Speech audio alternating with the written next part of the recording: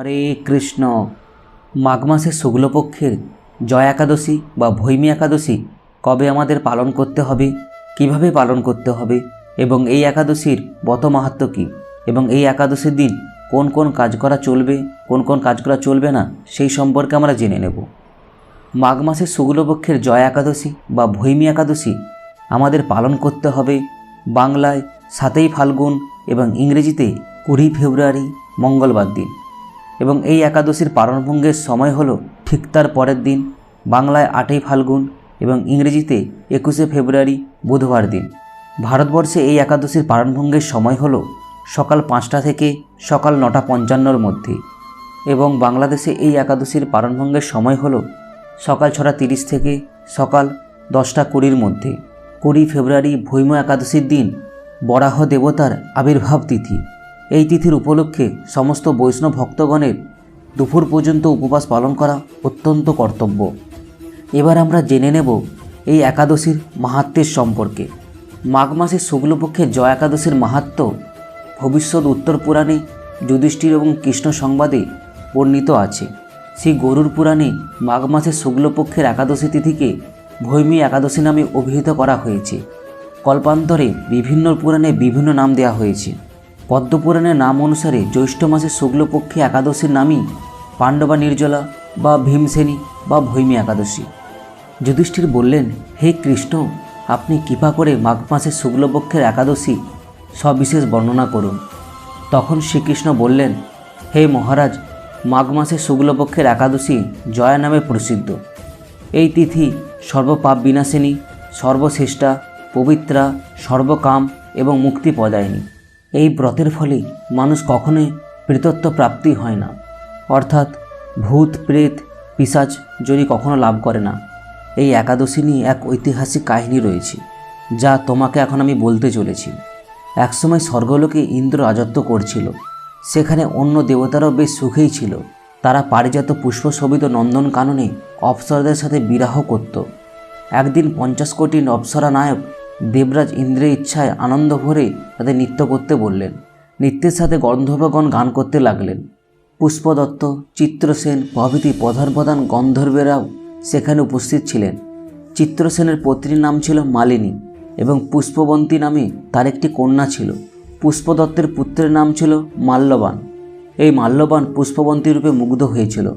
পুষ্পবন্তী পুনঃ পুনঃ কটাক্ষ দ্বারা মাল্যবানকে বশীভূত করছিল। ইন্দ্রের প্রীতিবিধানের জন্য তারা দুজনেই নৃত্যগীতির সেই সভায় যোগদান করছিল, কিন্তু একে অপরের প্রতি আকৃষ্ট থাকায় উভয় চিত্ত বিভ্রান্ত হচ্ছিল। সেখানে তারা পরস্পর কেবল দৃষ্টিবদ্ধ অবস্থায় দাঁড়িয়ে থাকল। ফলে গানের ক্রম বিপর্যয় ঘটল। তাদের এই তাল মান ভঙ্গভাব দেখে তারা যে পরস্পরের প্রতি কামাসক্ত হয়ে পড়েছে, দেবরাজ ইন্দ্র তা বুঝতে পারলেন। তখন ক্রোধবশে তিনি তাদের অভিশাপ দিলেন, হে মূঢ়, তোমরা আমার আজ্ঞা লঙ্ঘন করেছ, তোমাদের ধিক। এখনই তোমরা পিশাচজনী লাভ করে মর্তলোকে নিজে দুষ্কর্মের ফল ভোগ করো। ইন্দ্রের অভিশাপে তারা দুজন দুঃখিত হয়ে হিমালয় পর্বতে বিচরণ করছিলেন। পিশাচত্ব প্রাপ্ত হয়ে তারা অত্যন্ত দুঃখ ভোগ করতে লাগলো। হিমালয়ের প্রচণ্ড শীতে কাতর হয়ে নিজেদের পূর্ব পরিচয় বিস্মৃত হলো। এভাবে অতি কষ্টে তারা দিন যাপন করতে লাগলো। একদিন পিশাচ নিজ পত্নী পিশাচিকে বলল, সামান্য মাত্র পাপ করিনি, অথচ নরক যন্ত্রের মতো পিশাচত্ব প্রাপ্ত হয়েছি। অতএব এখন থেকে আমরা কখনোই পাপকর্ম করব না। এইভাবেই চিন্তা করে তারা সেই পর্বতে মৃতপ্রায় বাস করতে লাগলো। মাল্যবান ও পুষ্পবন্তীর পূর্ব কোনো পুণ্যবশত সেই সময় মাঘী শুক্লপক্ষে জয়া একাদশী তিথি উপস্থিত হলো। তারা একটি অসত্য বৃক্ষতলে নিরাহারে নির্জল অবস্থায় দিবানিশি যাপন করল। স্মৃতির প্রকোপে অনিদ্রা রাত্রি অতিবাহিত হলো। পরের দিন সূর্য উদয়ে দ্বাদশী তিথি উপস্থিত হলো। জয়া একাদশীর দিন অনাহার ও রাত্রি জাগরণে তাদের ভক্তির অনুষ্ঠান পালিত হলো। এই ব্রত পালনের ফলে ভগবান বিষ্ণুর কৃপায় তাদের পিশাচত্ব দূর হলো। তারা দুজনেই তাদের পূর্বরূপ ফিরে পেল। তারপর তারা স্বর্গে ফিরে গেল। দেবরাজ তাদেরকে দেখে অত্যন্ত আশ্চর্য হলেন। তিনি জিজ্ঞাসা করলেন, কোন পুণ্যের ফলে তোমাদের এই পিশাচতত্ত্ব দূর হলো?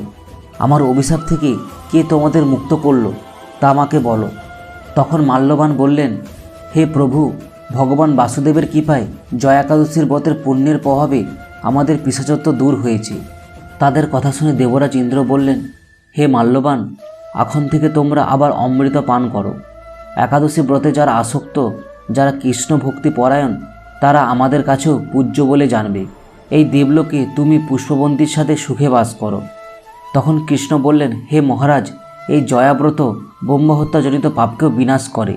এই ব্রত পালনে সকল প্রকার দানের ফললাভ হয়।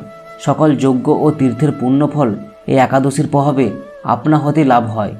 অবশেষে মহানন্দে অনন্তকাল বৈকুণ্ঠে বাস করা যায় এই একাদশী ব্রত পালন করলে।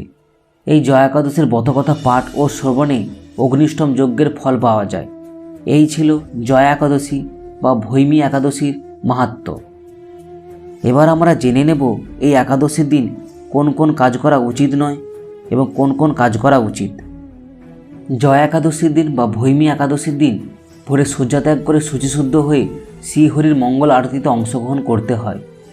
শ্রীহরির পাদপর্দে প্রার্থনা করতে হয়, হে কৃষ্ণ, আজ যেন এই মঙ্গলময় পবিত্র একাদশী সুন্দরভাবে পালন করতে পারি। আপনি আমাকে কৃপা করুন। একাদশীর দিন গায়ে তেল মাখা, সাবান মাখা, পরনিন্দা পরচর্চা, মিথ্যা ভাষণ, ক্রোধ, দিবানিদ্রা, সাংসারিক আলাপ আলাদিগুলিকে বর্জন করতে হয়। এই দিন গঙ্গা আদি তীর্থে স্নান করতে হয়। মন্দির মার্জন, শ্রীহরির পূজা অর্চনা, স্তব্ধস্তুতি, গীতা ভাগবত পাঠ, আলোচনায় বেশি করে সময় অতিবাহিত করতে হয়। এই তিথিতে গোবিন্দের লীলা স্মরণ এবং তার দিব্যনাম শ্রবণ করায় হচ্ছে সর্বোত্তম। শিলা প্রভুপাদ ভক্তদের একাদশীর দিন 25 মালা বা যথেষ্ট সময় পেলে আরও বেশি করে জপ করার নির্দেশ দিয়েছেন। একাদশীর দিন ক্ষৌর কর্মাদি নিষিদ্ধ, অর্থাৎ চুল কাটা, নখ কাটা, গোঁফ কাটা এইসবগুলি একদম চলবে না। একাদশীর দিন শস্যের মধ্যে সমস্ত পাপ অবস্থান করে, তাই চাল, ডাল, আটা, ময়দা, সুজি, সরিষা আদি জাতীয় খাদ্যদ্রব্যগুলি একাদশীর দিন বর্জন করা উচিত। এই একাদশী কেউ নির্জলাভাবে পালন করতে পারেন, কিন্তু যারা নির্জলা উপবাসে অসমর্থ সেই সব ব্যক্তিরা জল, দুধ, ফলমূল, এমনকি আলু, পেঁপে, কলা, ঘি বা বাদাম তেলে বা সূর্যমুখী তেলে রান্না করে অনুকল্প প্রসাদ গ্রহণ করতে পারেন।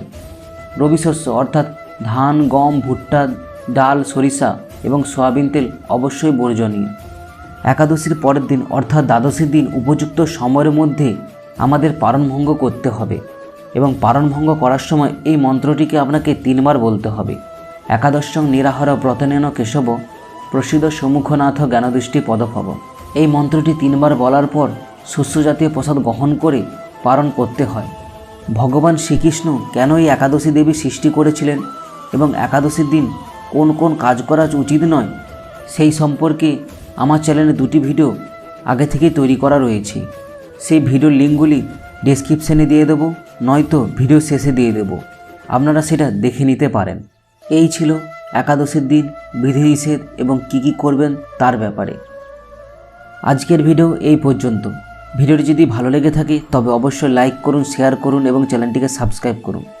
যারা যারা একাদশী ব্রত পালন করতে ইচ্ছুক তাদেরকে এই ভিডিওটি অবশ্যই শেয়ার করুন এবং নিজেও একাদশী ব্রত পালন করুন এবং অন্যদের একাদশী ব্রতে উৎসাহিত করুন। প্রত্যেক দিন হরে কৃষ্ণ মহামন্ত্র জপ করুন। ভালো থাকুন, সুস্থ থাকুন। হরে কৃষ্ণ। জয় শিল প্রভুপাদ কি জয়।